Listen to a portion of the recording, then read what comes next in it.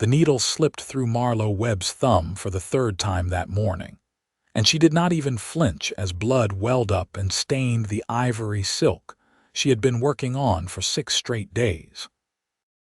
The bride who had ordered this dress would be married in 2 days, and Marlowe had promised it would be ready, even if it killed her.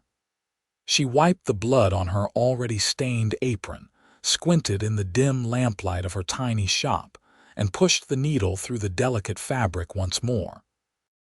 Fairplay, Colorado in the spring of 1878 was not a forgiving place for a woman alone, and Marlowe had learned that lesson the hard way when her father died in a mining accident 3 years ago, leaving her with nothing but his debts and a rusty sewing machine that broke more often than it worked.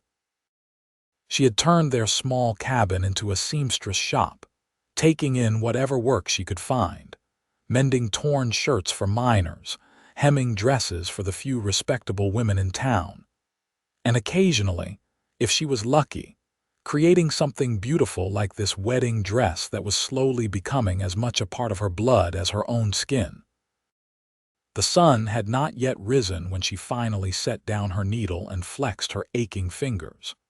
They were raw and bleeding in several places, the delicate skin worn through from endless hours of pushing thread through resistant fabric. She needed to finish the beadwork on the bodice today, then attach the train tomorrow, and she would barely make the deadline. Sleep was a luxury she could not afford. The bell above her shop door jangled unexpectedly, and Marlowe looked up in surprise. It was barely dawn, and she was not expecting any customers at this hour. The man who ducked through her doorway had to bend considerably to avoid hitting his head on the frame, and when he straightened to his full height, Marlowe found herself staring at the broadest shoulders she had ever seen on a human being. He was a mountain of a man, easily over 6 feet tall, with thick arms that strained against his buckskin shirt and a chest that looked like it could stop a charging bear. His dark hair hung past his shoulders, tied back with a leather cord, and his face was weathered and tanned from years spent outdoors. He had the kind of rough, rugged features that spoke of hard living and harder winters, with a strong jaw covered in several days' worth of dark stubble and eyes the color of Colorado spruce trees. "Shop is not open yet," Marlowe said, her voice hoarse from disuse. She had not spoken to anyone in nearly 2 days. The man looked at her for a long moment, his green eyes taking in her pale face, the dark circles under her eyes, and the blood-stained apron she wore. "You are bleeding," he said. His voice was deep and rough, like rocks tumbling down a mountainside. "I am fine," Marlowe replied automatically, tucking her damaged hands under her apron. "Come back in a few hours if you need mending work done." He did not move toward the door. Instead, he stepped further into her shop, his massive frame making the small space feel even more cramped. "Those hands need tending," he said, nodding toward where she had hidden them. "Let me see." "I do not need help from strangers," Marlowe said firmly, though something about his presence made her feel oddly vulnerable. She was used to men trying to take advantage of her situation, used to fighting off unwanted advances and protecting herself. But this man did not look at her with hunger or greed. His eyes held something else entirely, something that looked almost like concern. "Name is Jackson Cole," he said, as if that solved the problem of him being a stranger. "Been trapping up in the mountains all winter. Came down to get supplies and heard tell there was a seamstress in town who could patch up my winter gear." "Miss Webb," Marlowe replied, then gestured to a chair near the counter.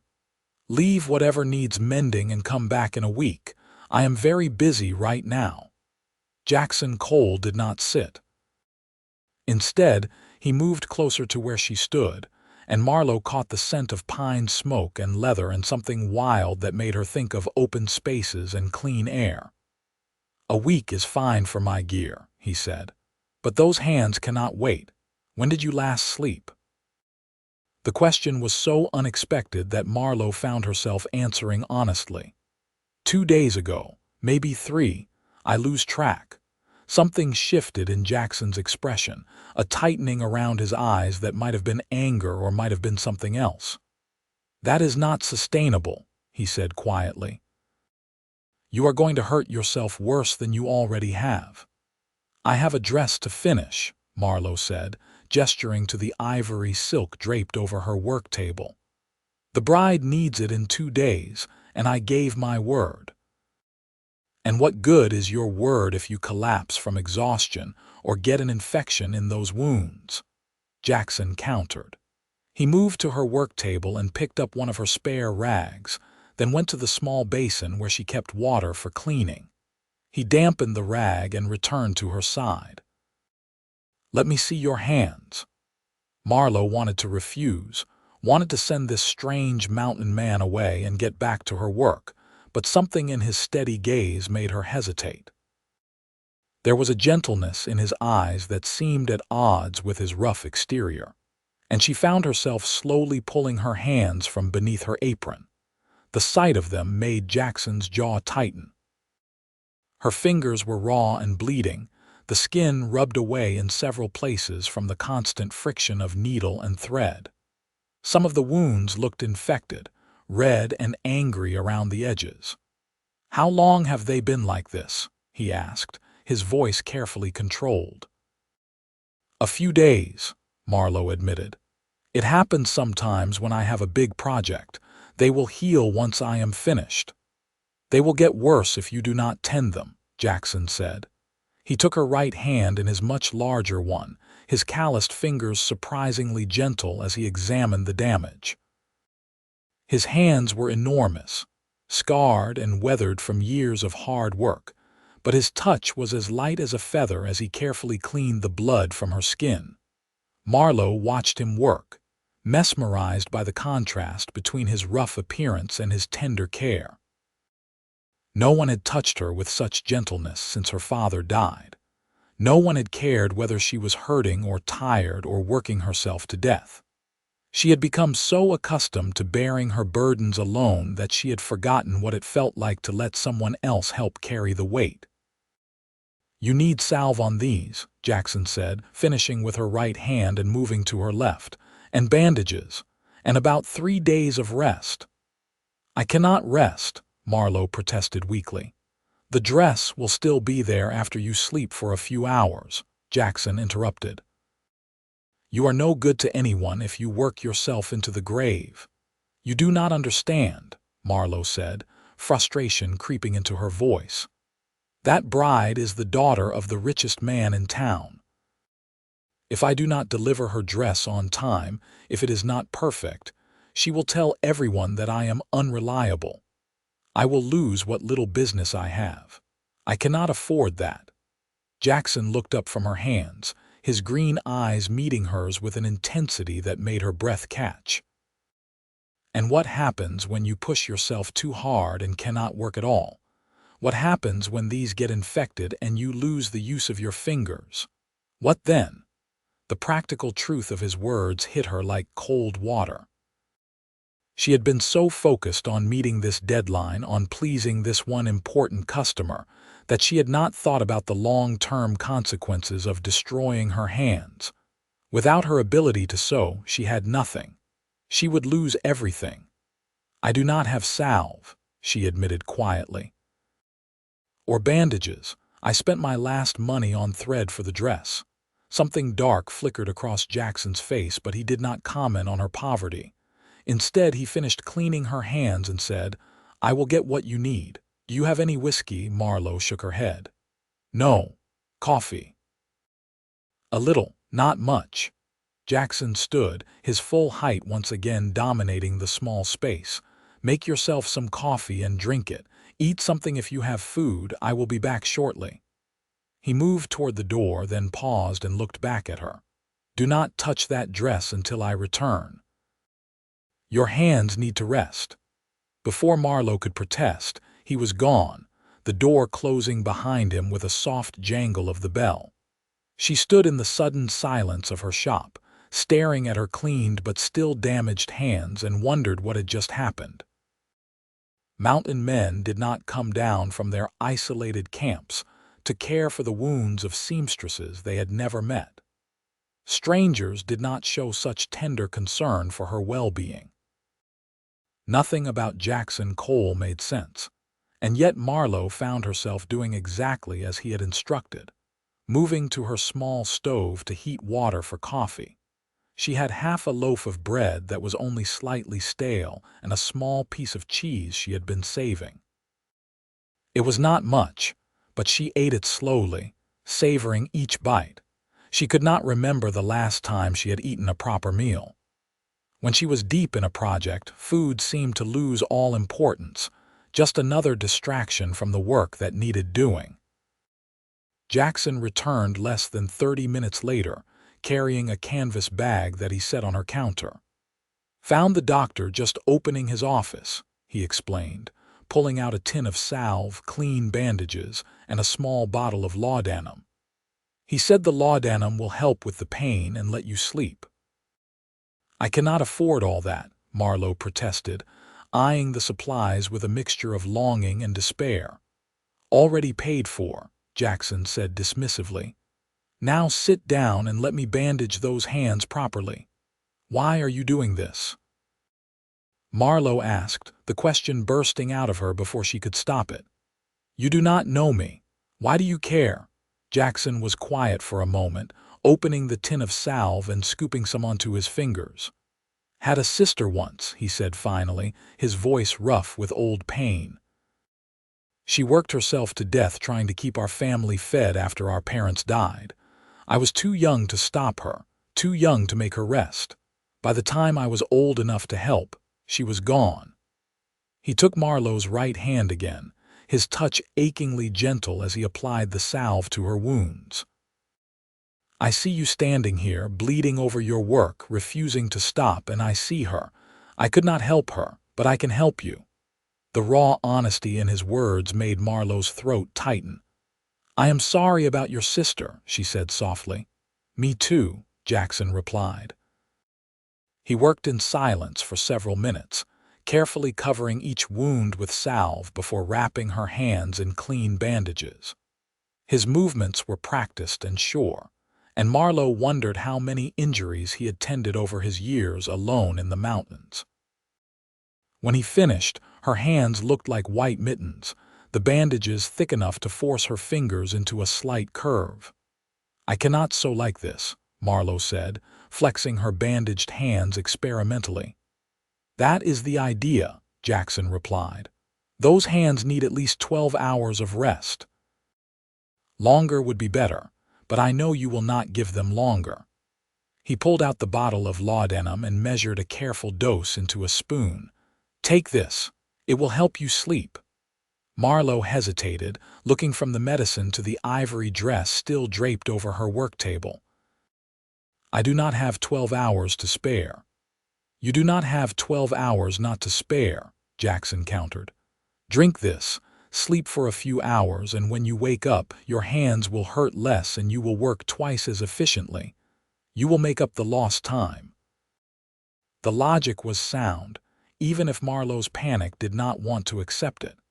She took the spoon from him and swallowed the laudanum, grimacing at the bitter taste. "If I oversleep and miss the deadline because of you, I will never forgive you," she said. A hint of a smile touched Jackson's weathered face, the first softening of his stern expression that she had seen. "I will wake you myself if I have to," he said. "Where do you sleep?" Marlowe gestured to a narrow door at the back of the shop. "Through there. It is just a small room with a bed." "Nothing fancy." "Does not need to be fancy," Jackson said. "It just needs to let you rest. Come on." He guided her to the door with a hand on her elbow, his touch warm even through the fabric of her sleeve. Marlowe's small bedroom was barely large enough for a bed and a washstand, but it was clean and the blankets were neatly folded. She had not slept in this bed for days, choosing instead to doze at her work table when exhaustion became too overwhelming to ignore. "Lie down," Jackson instructed, and Marlowe was too tired and too affected by the laudanum to argue. She stretched out on the bed, and Jackson pulled the blankets up over her shoulders with the same gentle care he had shown her hands. "Sleep," he said quietly. "I will watch the shop for you." "You do not have to do that," Marlowe murmured, her eyes already growing heavy. "I know," Jackson replied. "Sleep now." Marlowe wanted to protest further, wanted to explain that she could not afford to lose hours of work. But the laudanum was pulling her down into darkness faster than she could form words. The last thing she saw before sleep claimed her was Jackson's face, his green eyes watchful and protective. And she thought distantly that she had never felt so safe in her life. When Marlowe woke, late afternoon sunlight was slanting through her small window, painting golden stripes across her quilt. She sat up quickly, panic flooding through her as she realized how much time had passed. 6 hours at least, maybe more. She had lost most of a day's work. She stumbled out of bed, her bandaged hands clumsy as she tried to open the door to her shop. When she finally managed to work the latch, she found Jackson sitting in her work chair, a piece of leather spread across his lap and a needle in his hand. He was mending a tear in what looked like a winter coat, his large fingers surprisingly deft as they guided the needle through the thick hide. "You let me sleep too long," Marlowe said, her voice still rough with sleep.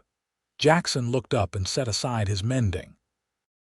"You slept exactly as long as you needed to," he said calmly. "How do your hands feel?"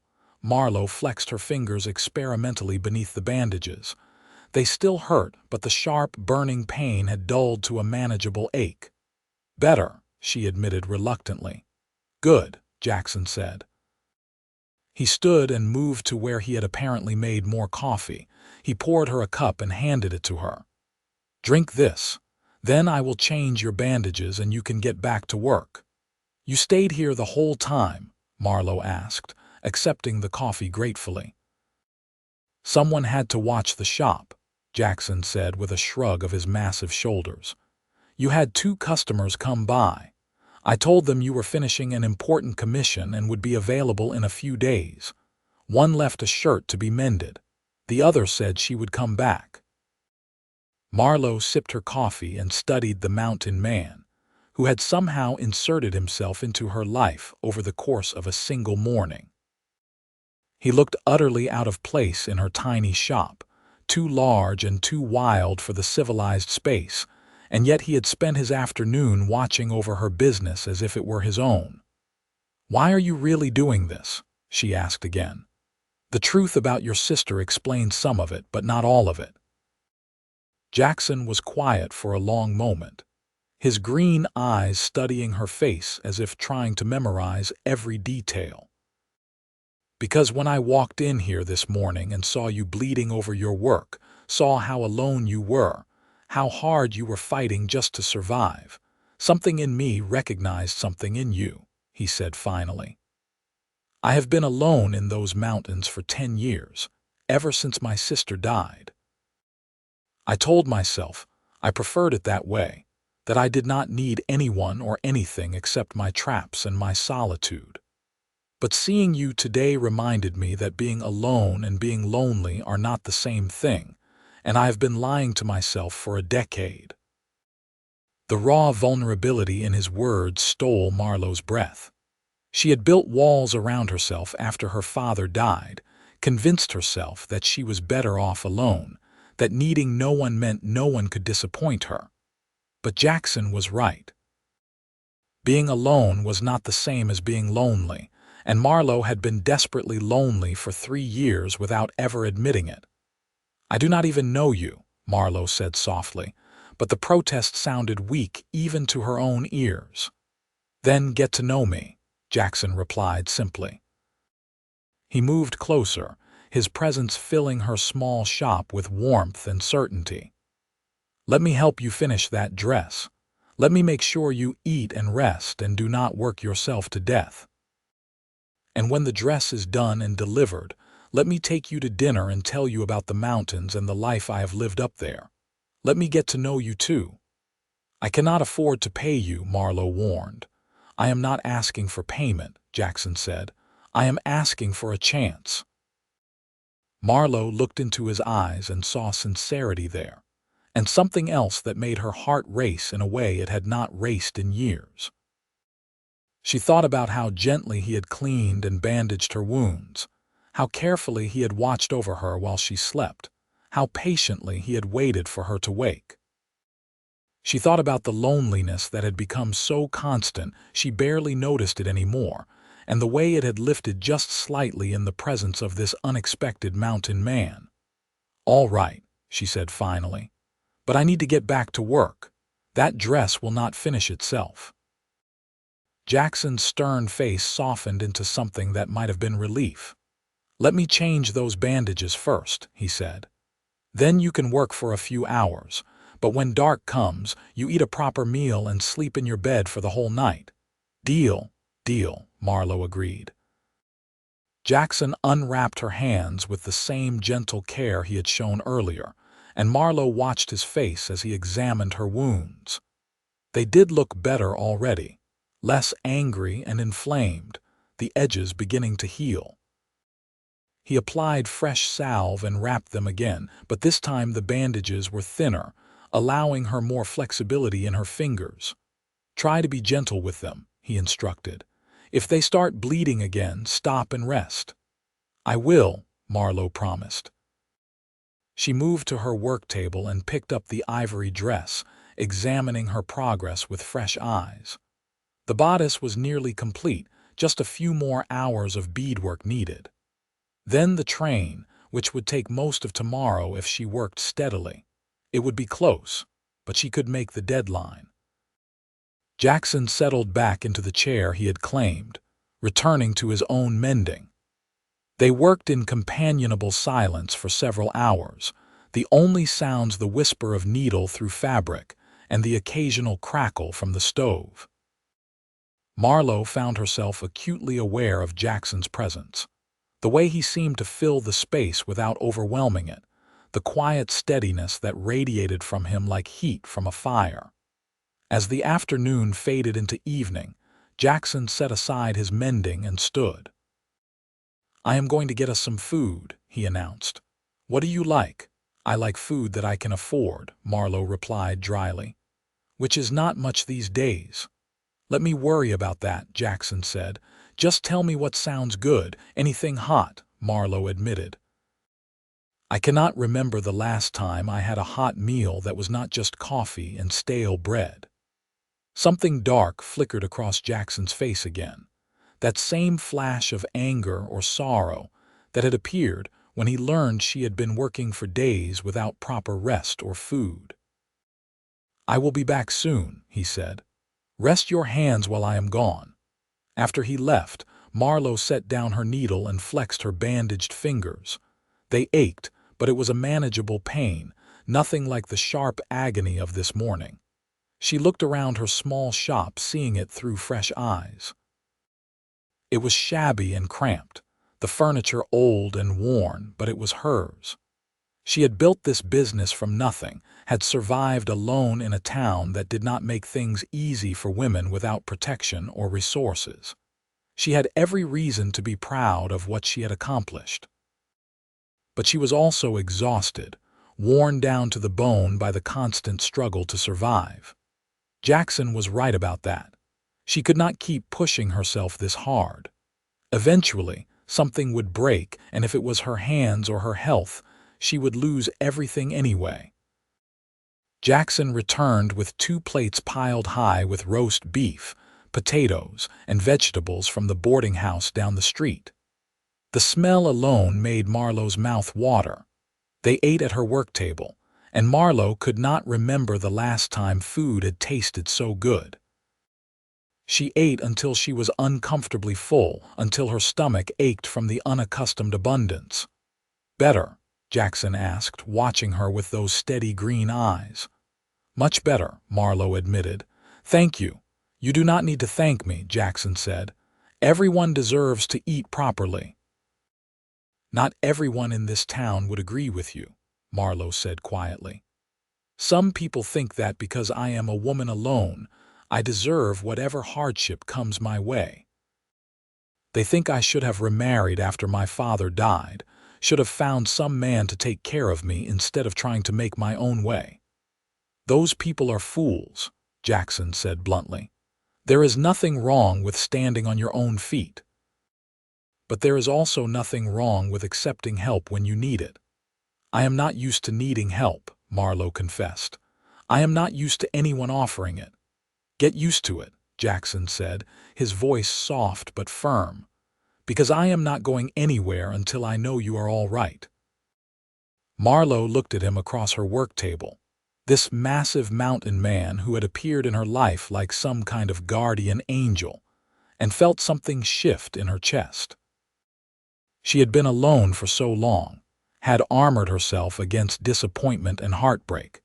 But Jackson was slipping past her defenses as easily as thread through silk. They talked as the evening deepened into night, Jackson telling her about his life in the mountains, the brutal winters and beautiful summers, the solitude that had once felt like freedom but had gradually become a prison. Marlowe told him about her father, about the mining accident that had killed him and left her alone, about the struggle to build her business and keep creditors at bay. They shared their loneliness and their fears and their hopes, and with each word, the connection between them grew stronger.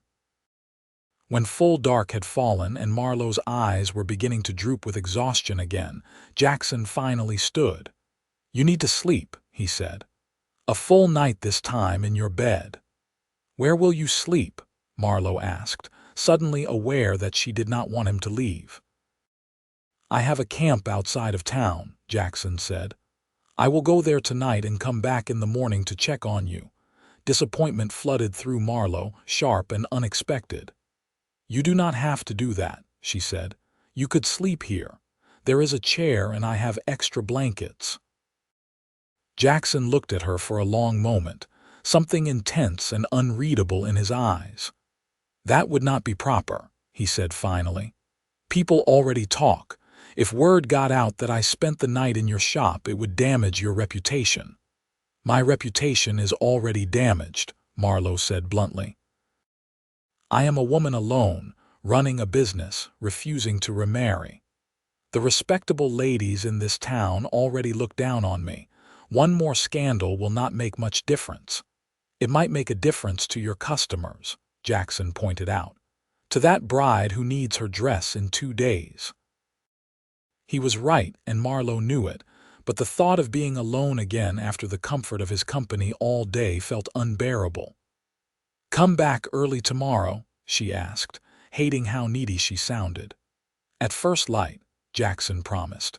He moved toward the door, then paused and looked back at her. "Marlowe, thank you for letting me help. Thank you for giving me a chance." "Thank you for caring," Marlowe replied softly. After he left, the shop felt empty and cold despite the warmth from the stove. Marlowe forced herself to go to bed, to lie down and close her eyes and try to sleep. But her mind kept returning to Jackson, to the gentleness of his touch and the steadiness of his presence, and the way he had looked at her as if she mattered, as if her well-being was important. She finally fell asleep thinking about green eyes and scarred hands, and the possibility that maybe, just maybe, she did not have to be alone anymore. Jackson returned at dawn, just as he had promised, carrying fresh coffee and pastries from the bakery.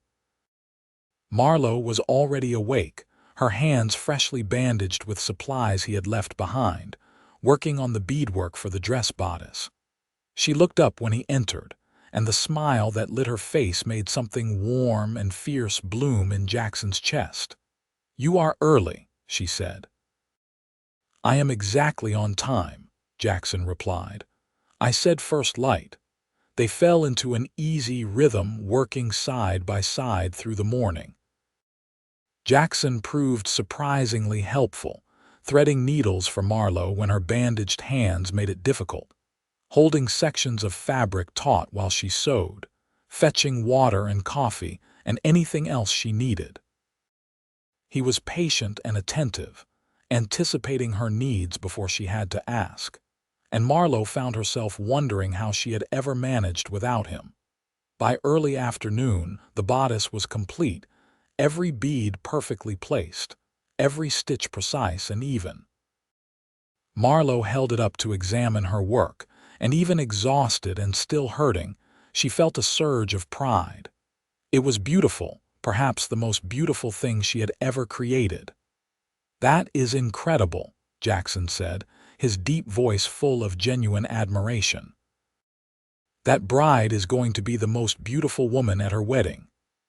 "That is the idea," Marlowe said, allowing herself a small smile. She set the bodice aside carefully and picked up the fabric for the train. This was the final piece, the long sweep of ivory silk that would trail behind the bride as she walked down the aisle. It required yards of careful hemming and delicate stitching, but if she worked steadily through the night, she could finish it by tomorrow afternoon. "You are not working through the night," Jackson said, as if reading her thoughts. "I have to," Marlowe protested. "The wedding is tomorrow evening. I need every hour I can get." "Then let me help," Jackson said. "Show me what needs to be done. I can sew. It might not be pretty, but I can do basic stitches." Marlowe looked at him doubtfully. "This is not mending buckskins. This is delicate silk. One wrong move and the whole thing is ruined." "Then teach me," Jackson said simply. "Show me how to do it properly." Marlowe hesitated, torn between her need to finish the dress and her fear of letting someone else touch her work. But Jackson had proven himself trustworthy all day, had been gentle and careful with everything he handled. And she was so tired, her hands aching despite the salve and bandages. "All right," she said finally, "but you have to do exactly what I show you, no improvising." Jackson's stern face softened into that almost smile again. "I will follow your instructions to the letter," he promised. Marlowe spent the next hour teaching Jackson the basic stitches needed for the train hem. His large hands were surprisingly nimble, and he learned quickly. Focusing on the work with the same intense concentration he seemed to bring to everything he did. His stitches were not as fine as Marlowe's, but they were even and secure, and she felt some of her anxiety ease as she watched him work. They sewed side by side through the afternoon and into the evening, their shoulders occasionally brushing in the cramped space, and Marlowe found herself acutely aware of every point of contact. Jackson was warm and solid beside her, his presence comforting in a way she had never experienced before. She kept stealing glances at him, admiring the way his dark hair fell across his face when he bent over his work, the concentration in his eyes, the surprising delicacy of his movements. "You are staring," Jackson said without looking up from his stitching. "I am observing," Marlowe corrected, feeling heat rise in her cheeks. "Making sure you are doing it correctly." "Uh-huh," Jackson replied, a hint of amusement in his voice. "And what is your professional opinion?" "You are doing fine," Marlowe admitted. "Better than fine, actually." "You have good hands." Jackson did look up then, his green eyes meeting hers with an intensity that made her breath catch. "So do you," he said softly. "You make beautiful things, Marlowe. You should not have to hurt yourself to do it." "Sometimes beautiful things require sacrifice," Marlowe said, but the conviction she once would have brought to those words was fading. Jackson was right. She should not have to bleed for her art. There had to be a better way. "Sometimes they do," Jackson agreed, "but not this much sacrifice. Not your health and your well-being. There has to be balance." "Balance is a luxury I cannot afford," Marlowe said quietly. "Then maybe you need to find a way to afford it," Jackson replied. He set down his needle and turned to face her fully. "Marlowe, I know we only just met yesterday. I know you have no reason to trust me, but I have seen something in you that I recognize, something fierce and determined and so afraid of being hurt that you hurt yourself instead. I spent 10 years alone in the mountains doing the same thing. Do not make my mistake. Do not let fear and pride isolate you until you forget what it means to let someone care. Marlowe's throat tightened with emotion. I am scared, she admitted, the words barely a whisper. I am scared of needing someone and then losing them. I am scared of being disappointed. I am scared of failing. I know, Jackson said. He reached out and took her hand, careful of her bandaged fingers. But you are also brave. You have survived alone for 3 years. You have built a business from nothing. You have every reason to be proud. But being brave does not mean doing everything alone. Sometimes it means being brave enough to accept help. Like I am accepting help from you, Marlowe asked. Like you are accepting help from me, Jackson confirmed. His thumb traced gentle circles on the back of her hand. And maybe, if you want, like you could accept more than just help. Maybe we could figure out what this is between us, because I think we both feel it. Marlowe's heart was pounding so hard she thought Jackson must be able to hear it. I do feel it, she confessed. I felt it from the moment you walked in yesterday morning. I just do not understand it. We do not have to understand it, Jackson said. We just have to give it a chance. Let me court you properly, Marlowe. Let me show you that not everyone leaves. Let me prove that you do not have to be alone. What about your mountains? Marlowe asked. Your trapping. That is your life. It was my life, Jackson corrected. But lives can change. I have been thinking about leaving the mountains for a while now. I have enough money saved to start something new. Maybe a ranch or a trading post or something else entirely. The point is, I am ready for a change, and meeting you feels like fate telling me it is time. I do not believe in fate, Marlowe said, but she was smiling despite herself. Neither did I, Jackson replied. Until yesterday. They held each other's gaze for a long moment, the air between them charged with possibility. Then Marlowe squeezed his hand gently and said, We should get back to work. This dress will not finish itself. Yes, madam, Jackson said with mock seriousness, and they returned to their sewing. They worked late into the night, finally stopping when Marlowe's eyes were crossing with exhaustion, and even Jackson's seemingly endless energy was flagging. The train was nearly complete, just a few more hours of work needed tomorrow morning. They would make the deadline with time to spare. Sleep now, Jackson instructed, guiding Marlowe toward her bedroom. I will wake you at dawn and we will finish together. Are you staying? Marlowe asked hopefully. Jackson hesitated. If you want me to, but I will sleep out here in the chair. I will not compromise you. The chair is uncomfortable, Marlowe said, and I do not care about being compromised, but if you are more comfortable out here, that is fine. It is not about my comfort, Jackson said gently. It is about protecting your reputation. You have worked too hard to build your business to let gossip destroy it. You are a good man, Jackson Cole, Marlowe said softly. She stood on her toes and pressed a kiss to his weathered cheek.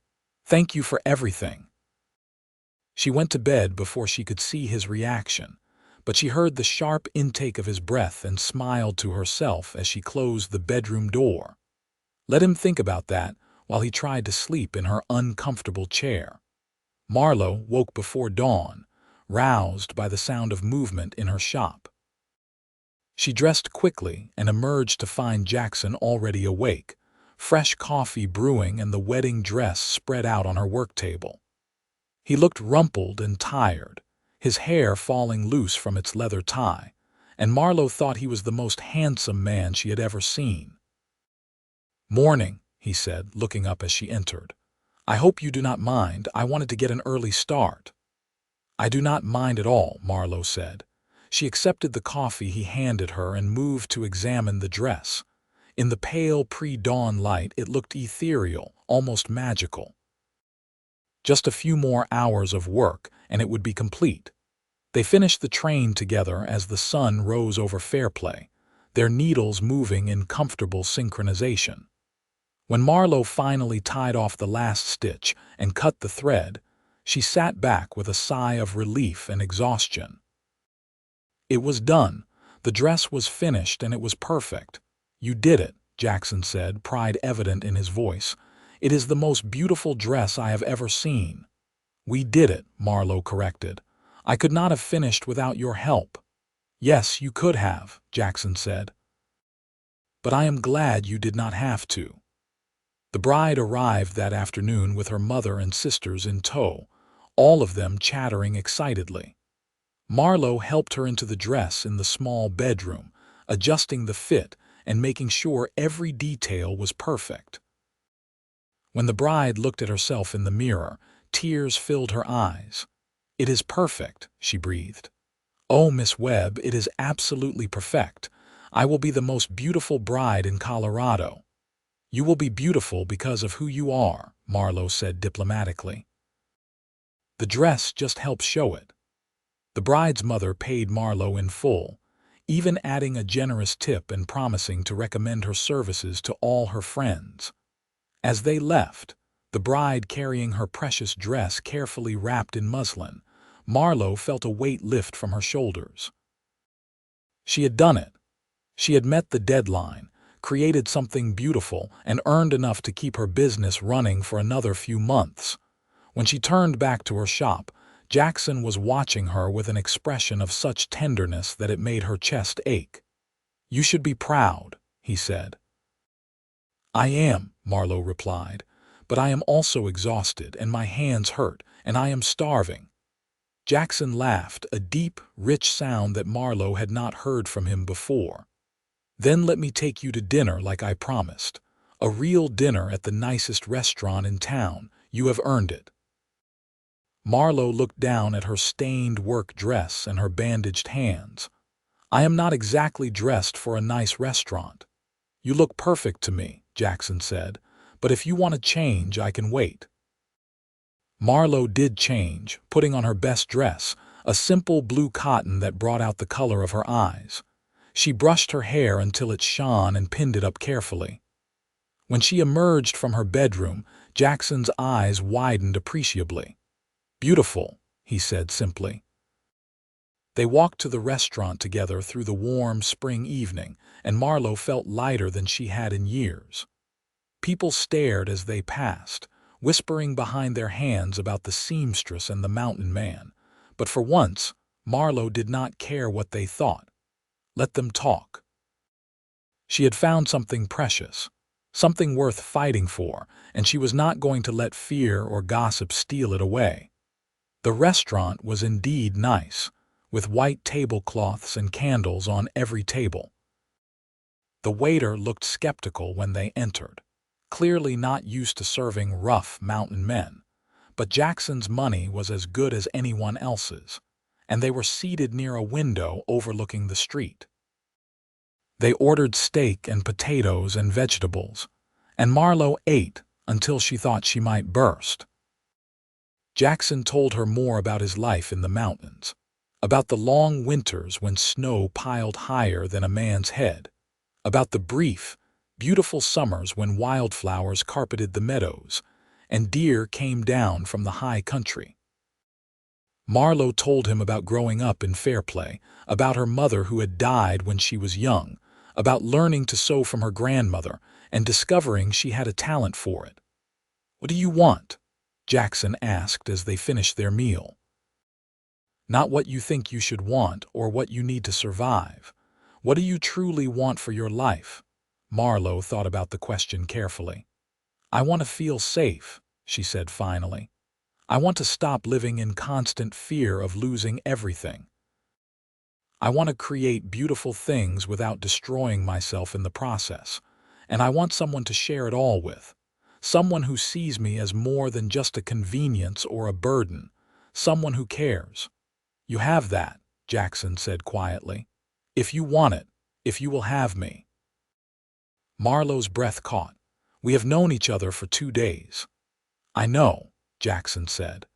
But I also know that I have spent 10 years alone in those mountains, and 2 days with you has felt more real and more right than any of those years. I am not asking you to marry me tomorrow. I am just asking you to give this a chance. Let me stay in fair play. Let me court you properly. Let me show you that I mean what I say." "What about your trapping?" Marlowe asked. "Your whole life is up in those mountains." "My whole life was hiding," Jackson corrected. "I was hiding from the pain of losing my sister, hiding from the possibility of ever being hurt like that again. But I do not want to hide anymore. I want to live. And I want to live here with you if you will let me." Marlowe reached across the table and took his hand, no longer caring who might see or what they might say. "I will let you," she said softly. "I want you to stay." The smile that broke across Jackson's face was like sunrise, warming and transforming his stern features into something joyful. He brought her bandaged hand to his lips and kissed it gently. "I will make you happy," he promised. "I will do everything in my power to make you happy." "You already do," Marlowe replied truthfully. Over the following weeks, Jackson proved as good as his word. He found a small house to rent on the edge of town and began the process of establishing himself in Fairplay's community. He took odd jobs around town, his strength and willingness to work hard making him valuable to merchants and homesteaders alike. He put aside his trapping gear and began to think about what kind of permanent business he might establish. And every day, without fail, he came to Marlowe's shop. He brought her breakfast in the mornings and often stayed to help with whatever work she had. He learned more complicated stitches and techniques, proving himself a surprisingly capable seamstress. He made sure she took breaks, made sure she ate properly, made sure she did not work herself into exhaustion again. He changed her bandages daily until her hands healed completely, the wounds fading to pale scars that were barely visible. He courted her with old-fashioned formality, taking her to dinners and dances, bringing her flowers and small gifts, treating her with a respect and tenderness that made her heart swell. He held her hand when they walked together, his large, scarred fingers gentle around hers. He kissed her cheek goodnight after every evening together, never pressing for more, always respectful of propriety even when Marlowe wished he would be a little less respectful. Summer came to Fairplay, bringing warm days and cool nights. Marlowe's business thrived, the successful wedding dress bringing her more commissions than she could handle alone. She hired an apprentice, a young girl from town who showed promise with a needle, and found herself with more free time than she had enjoyed in years. She spent that time with Jackson, learning about him and letting him learn about her, building a foundation of trust and understanding that grew stronger with each passing day. 3 months after Jackson first walked into her shop, he took her on a picnic up into the foothills above town. They spread a blanket in a meadow filled with wildflowers, and Jackson pulled out a basket packed with bread and cheese and cold chicken. They ate and talked and watched clouds drift across the brilliant blue sky. "I need to tell you something," Jackson said as they lay side by side on the blanket. "Something important." Marlowe's heart began to race. "What is it?" Jackson propped himself up on one elbow and looked down at her, his green eyes serious. "I love you," he said simply. "I have loved you since the moment I saw you bleeding over that wedding dress, so determined and fierce and alone. I love your strength and your talent and your kindness. I love the way you see the world and the beautiful things you create. I love everything about you, Marlowe Webb, and I cannot imagine my life without you in it anymore." Tears filled Marlowe's eyes. "I love you too," she whispered. "I tried not to. I tried to protect myself, to keep my distance, but you slipped past every defense I had. You made me feel safe and cherished and seen. You made me believe that I deserve more than just survival. I love you, Jackson Cole." Jackson kissed her then, a gentle, reverent kiss that tasted of sunshine and possibility. When he pulled back, his eyes were bright with emotion. "Marry me," he said. "I know it is soon. I know we should probably wait longer to be proper, but I am done waiting. I am done being cautious. I want to spend every day of the rest of my life with you. Say yes." "Yes," Marlowe said without hesitation. "Yes, I will marry you." Jackson pulled her into his arms, holding her as if she were something precious and fragile, and Marlowe felt the last of her walls crumble. She was safe here. She was loved. She was home. They were married in late summer, in a simple ceremony at the small church in Fairplay.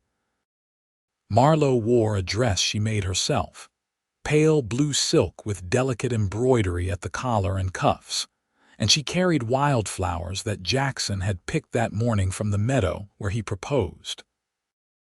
They spoke their vows in front of the few friends they had made in town, promising to love and cherish each other through whatever life brought them.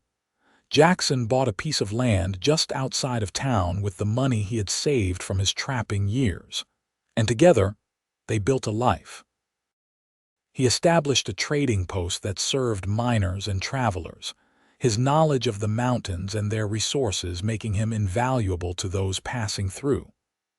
Marlowe kept her seamstress shop, but she worked reasonable hours now, with Jackson's help and her apprentice taking some of the burden. They built a small house on their land, just big enough for the two of them and the children they hoped to have someday. Jackson built Marlowe a large, bright workroom with big windows that let in plenty of natural light, so she never had to strain her eyes sewing by lamplight again. Marlowe made curtains and quilts and filled their home with beautiful handmade things that spoke of love and care and permanence.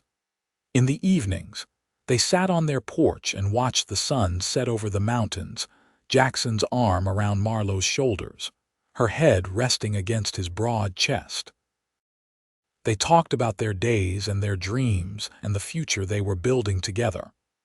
Sometimes they sat in comfortable silence, content just to be near each other, to know that they were no longer alone.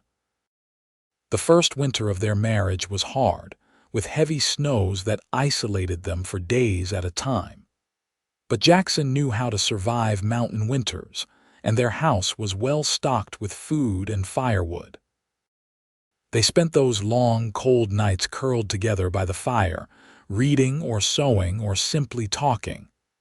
Marlowe had never felt so content, so completely at peace. Spring brought a surprise.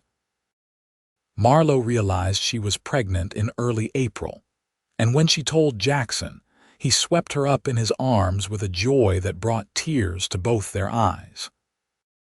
He became even more protective than before, insisting she rest and eat properly, helping with every aspect of the household to spare her any strain. Their son was born in late November, a healthy, lusty baby with his father's green eyes and his mother's determined spirit. They named him James, and Jackson held his son with the same gentle care he had once shown Marlowe's wounded hands, marveling at the tiny miracle they had created together. Marlowe watched Jackson with their son and felt her heart might burst with love. This fierce, protective mountain man who had once lived alone in the wilderness was now a devoted husband and father, tender and patient and endlessly caring. He sang James to sleep with old songs he remembered from his childhood, rocked him when he fussed, changed his diapers without complaint. He was everything Marlowe had never dared to hope for. As James grew from a baby to a toddler to a young boy, more children followed. A daughter they named Margaret after Marlowe's mother, born 2 years after James. Then another son, Robert, 2 years after that. Their house filled with noise and laughter and love, and Marlowe sometimes stopped in the middle of her busy days just to look around and marvel at the life she had built. Jackson's trading post thrived, becoming a central hub for the community. Marlowe's seamstress business grew as well. her reputation spreading beyond fair play to neighboring towns. They were not wealthy, but they were comfortable, with enough to feed their family and save a little for the future. More importantly, they had each other, and the deep, abiding love that had grown from those first difficult days when Jackson had cared for her wounded hands. On their 5th anniversary, Jackson took Marlowe back to the meadow where he had proposed. The children were with a neighbor, giving them a rare afternoon alone together. They spread a blanket in the wildflowers, just as they had years before, and lay side by side looking up at the sky. "You remember that first morning?" Jackson asked, his fingers laced through Marlowe's. "When I walked into your shop and you were bleeding over that wedding dress?" "I remember," Marlowe said. "I remember thinking you were the biggest man I had ever seen, and wondering what a mountain man wanted with a seamstress." "I wanted to help you," Jackson said. "But I got so much more than that. I got a life. A real life with purpose and meaning and love. You gave me that, Marlowe." "We gave it to each other," Marlowe corrected. She turned on her side to face him, studying the face she had come to know as well as her own. He was older now, lines deepening around his eyes and mouth, silver beginning to thread through his dark hair. But he was still strong and capable, still protective and tender, still the man who had wrapped her bleeding hands and held them gently when she needed help most. "I love you," Marlowe said. "More than I ever thought it was possible to love someone. You saved me, Jackson, not just my hands or my business. You saved me from a life of loneliness and fear. You showed me what it means to trust, to let someone in, to build something together. You are the best thing that ever happened to me." "You are my best thing too," Jackson replied, his voice rough with emotion. He pulled her close and they lay tangled together in the wildflowers, breathing in sync, hearts beating in time. As the years passed, their love only deepened. They weathered hardships together, including a harsh winter that killed half their livestock and a fire that damaged Jackson's trading post. But they rebuilt, always together, always supporting each other. Their children grew healthy and strong, learning their father's work ethic and their mother's creativity. James proved to have a gift for business, taking over more of the trading post operations as he grew older. Margaret inherited her mother's talent for sewing and eventually joined Marlowe in the shop, her young fingers nimble and quick. Robert loved the outdoors like his father, spending every spare moment exploring the mountains and valleys around their home. Marlowe sometimes looked at her family gathered around the dinner table and had to pinch herself to believe it was real. She had gone from lonely desperation to this abundance of love and belonging, and it all started because one mountain man had seen her hurting and chosen to care. When Marlowe turned 40, Jackson threw her a surprise party, inviting everyone they knew in Fairplay and the surrounding area. Their house and yard overflowed with friends and neighbors, all wanting to celebrate the woman who had sewn their clothes and mended their tears and become a beloved part of their community. Marlowe moved through the crowd, accepting well wishes and hugs, but her eyes kept returning to Jackson, standing tall and solid near the food tables, watching her with that same steady, protective gaze he had worn the first time they met. Later, after everyone had gone home and the children were in bed, Jackson pulled Marlowe into his arms on their porch. "Happy birthday," he murmured against her hair. "Thank you for all of this," Marlowe said. "For the party, for our life, for everything." "Thank you for saying yes," Jackson replied. "For giving me a chance when I was just a stranger who walked into your shop. For trusting me with your wounded hands and your wounded heart. For building this life with me." "I would do it all again," Marlowe said. "Every moment, every choice. If it led me back to you, I would do it all again." They stood together in the darkness, holding each other, And Marlowe thought about that first morning when her hands were bleeding and her future seemed so bleak. She had been sewing until her fingers bled, determined to meet her deadline no matter the cost. And then Jackson had appeared, wrapping her wounds with gentle care, showing her that she did not have to bear everything alone. He had saved more than her hands that day. He had saved her whole life, opening her eyes to the possibility of love and partnership and shared joy. And she had saved him too, giving him a reason to leave his isolated mountain existence and rejoin the world, to risk his heart again after years of protecting it.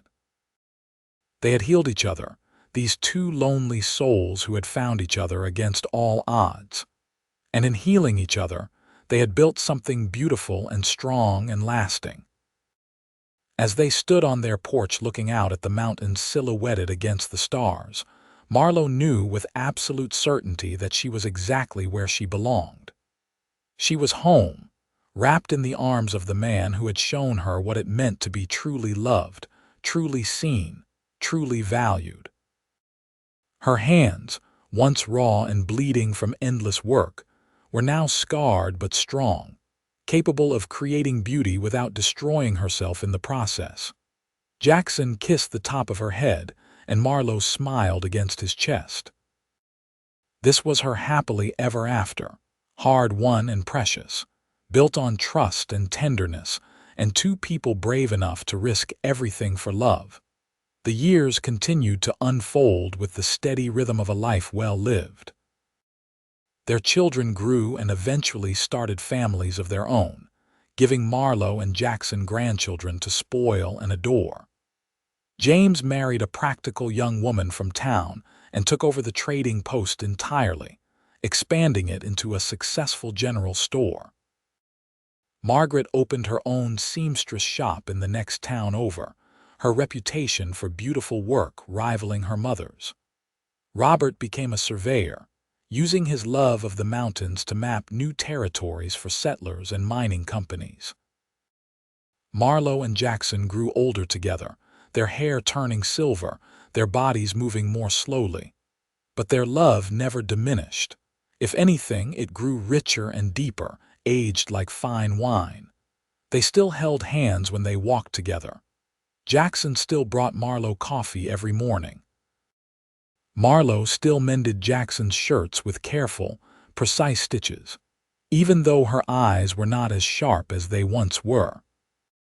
On their 30th anniversary, their children threw them a grand celebration, with family and friends coming from miles around to honor the couple who had become legends in Fairplay's history. The seamstress who had sewn until her fingers bled, and the mountain man who had wrapped them gently, were now elders in their community, respected and beloved by all who knew them. Jackson stood to give a speech at the celebration, his hand firm on Marlowe's shoulder. 30 years ago, he said, his voice still deep and strong despite his age, I walked into a small seamstress shop and found a woman destroying herself for her work. I had lived alone for 10 years, convinced I was better off without human connection, but something about her called to me. Her strength, her determination, her fierce independence even in the face of poverty and hardship. I helped her that day because I saw my lost sister in her struggle, but I stayed because I saw my future in her eyes. He looked down at Marlowe, his green eyes still as clear and steady as they had been 3 decades ago. You taught me how to live again, he said. You taught me that being strong does not mean being alone, that accepting help is not weakness, and that love is worth every risk. These 30 years with you have been the greatest gift of my life. You are my heart, Marlowe. You always will be. Marlowe stood, tears streaming down her face, and wrapped her arms around her husband. The crowd erupted in applause, but she barely heard it. All she could hear was Jackson's heartbeat, steady and true, the same heartbeat that had comforted her through 3 decades of joys and sorrows, triumphs and challenges. I love you, she whispered against his chest. Forever. Forever, Jackson agreed, holding her close. They danced that night, moving slowly to music played by local musicians, surrounded by their children and grandchildren and friends. Marlowe's once scarred hands, now marked with age spots and wrinkles, rested on Jackson's shoulders. His large, weathered hands held her waist with the same gentle care they had shown the first time he bandaged her wounds. They moved together as one, perfectly in sync after 3 decades of partnership. As the evening wound down and guests began to depart, Jackson and Marlowe slipped away to their porch, seeking a moment of quiet together. They sat in the rocking chairs Jackson had built years ago, holding hands in the darkness, listening to the night sounds of the mountains they both loved. "Do you ever regret it?" Marlowe asked quietly. "Leaving your mountain life, giving up your freedom for this?" "Never," Jackson said without hesitation. "Not once, not for a single moment. This is not giving up freedom, Marlowe. This is finding the only freedom that matters. The freedom to love and be loved, to build something meaningful, to know that your life has purpose beyond mere survival. You gave me that. I will never regret it." "Good," Marlowe said, squeezing his hand, "because I could not have done any of this without you. You saved me in every way a person can be saved." "We saved each other," Jackson corrected, just as Marlowe had once corrected him all those years ago. "That is what love does. It saves us from ourselves, from our fears and our pride and our certainty that we are better off alone. It reminds us that we were made for connection, for partnership, for shared joy and shared burden." They sat in comfortable silence for a long while, watching stars emerge in the darkening sky. Somewhere in the house, they could hear their children cleaning up from the party, talking and laughing together. The sound filled Marlowe with contentment so profound it was almost painful. "Thank you," she said finally, "for walking into my shop that morning, for seeing me when I was at my lowest, for caring enough to help, for staying, for loving me. Thank you for all of it." "Thank you for letting me," Jackson replied. "Thank you for being brave enough to trust me. Thank you for saying yes when I asked you to marry me. Thank you for building this beautiful life with me. Thank you for 30 years of happiness I never thought I would have." They remained on the porch until late in the night, 2 old souls who had found each other against all odds and built something extraordinary together. When they finally went inside, Jackson helped Marlowe up the stairs, his hand steady under her elbow. They got ready for bed with the comfortable familiarity of 3 decades together, and when they lay down, Marlowe curled into Jackson's side just as she had every night of their marriage. "I love you," she whispered into the darkness. "I love you too," Jackson replied, his arms tightening around her. "Always and forever." As Marlowe drifted off to sleep, she thought about the young woman she had once been, desperate and alone and bleeding over her work. She thought about the mountain man who had appeared like an answer to a prayer she had never spoken, wrapping her wounds with gentle hands and showing her a different path. She thought about the life they had built together, the children they had raised, the love that had sustained them through 3 decades of marriage. She had been so afraid back then, so certain that needing help meant weakness, that accepting love meant risking unbearable pain. But Jackson had shown her the truth, that real strength comes from vulnerability, that love is worth every risk, and that the greatest joy in life comes from sharing it with someone who sees you, knows you, and loves you anyway. Her hands, those hands that had once bled from overwork, now rested peacefully on Jackson's chest. The scars had faded over the years, barely visible now, but they were still there, a reminder of where she had come from and how far she had traveled. Jackson's hand covered hers, his touch as gentle and protective as it had been that first morning when he had wrapped her wounds. They had healed each other, these 2 broken souls. And in healing, They had found everything they had ever needed: love, partnership, purpose, and home.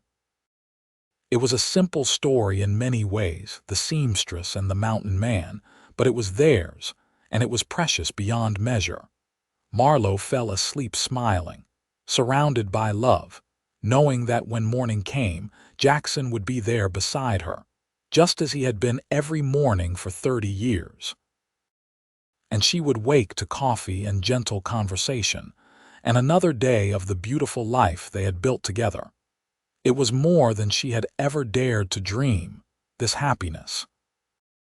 But it was real as the scarred hands that Jackson still held so carefully, as real as the love that had grown from a moment of kindness into a lifetime of devotion.